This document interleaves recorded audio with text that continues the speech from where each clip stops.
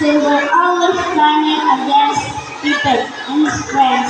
One day, Captain Hook captured Wendy, John, Michael, and the lost boys.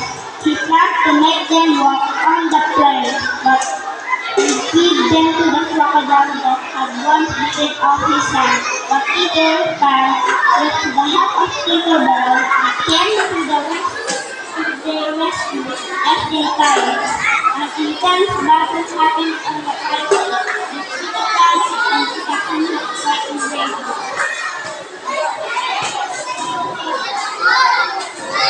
Like a smart move, Peter Pan forced Captain Hook to float overboard, where the king crocodile excitedly waited for him. Captain Hook swam away in fear. The pirates defeated and fighting, ran away from the ship. Michael were happy to be home, but they knew they would always remember their adventures in Legoland. Wendy and her brothers grew up, but they never forgot the bond who never grew up.